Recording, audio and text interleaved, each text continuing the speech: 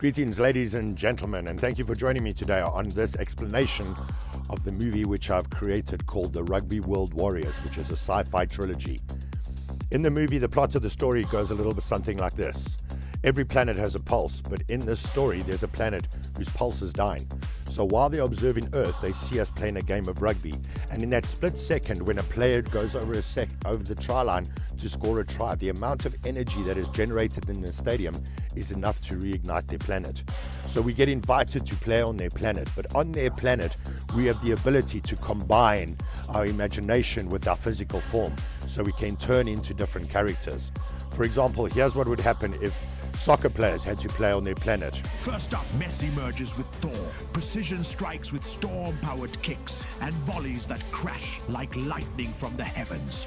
Next, Mbappe combines with the Hulk. Unmatched speed and brute power, smashing through entire backlines with rage-fueled goals. After that, Neymar merges with the Flash. Blinding quickness, time-bending dribbles, and breakaway sprints no one can catch. Ronaldo fuses with Wonder Woman, godlike power, truth-defying precision, and an unstoppable presence on the pitch. Then comes Messi, fused with the Flash, blinding speed, impossible precision, and goals scored before defenders even blink. So in part two, what we want to do is we want to incorporate the female rugby side, or the female rugby players, should I say. So part one, being South African, we're going to be focusing on the traditional trilogy of the All Blacks, South Africa and Australia. But in the second one, we will include the women's rugby. And then in the final one, the third one, we will include the United States of America, because of the fact that they have put in a bid to host the Rugby World Cup. So if you look at how many rugby countries there are playing rugby now, and also the fact that American football and basketball is not as popular as it used to be. I mean, look at this, going from 1.3 billion to 113.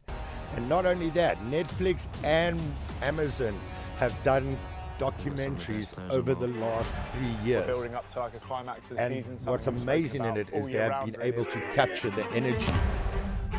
When your lungs are burning, get off the floor, work for your mate. When the ball's up in the air, hustle the out of it. And this is the beauty of it. Chasing the Sun 2 celebrates South African unity, resilience, and pride through the Springboks' historic Rugby World Cup victory, transcending sports to reflect the national spirit. This is the beauty of what rugby is now becoming. And if you look at it, Chasing in the Sun, this is season 1. Now, season 2 has come out, but season 1 got 9.6 out of 10 rating on IMDb, which is the Internet Movie Database, which shows you just how incredible these documentaries are and how well they've been received. I mean, have a look at this. In the last 5 years, over 7 different rugby documentaries have been made. And that's not all. The rugby is mad crazy in the gaming world.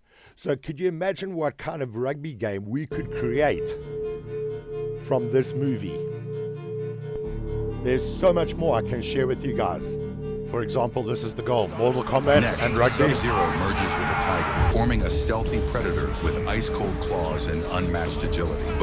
Could you imagine that? Could you imagine Mortal Kombat, rugby, and AI all combined to create a completely new concept behind rugby entertainment?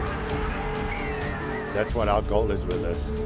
Not only are we going to promote South Africa by filming in places like the Blood River Canyon and the Kango Caves and Nature's Valley. There's just so much more I can share with you. So please, give me a call. Oh man, I've got goosebumps. If you don't have goosebumps under 420, whew, man, call me. Let's make this movie together. This is going to be incredible, man.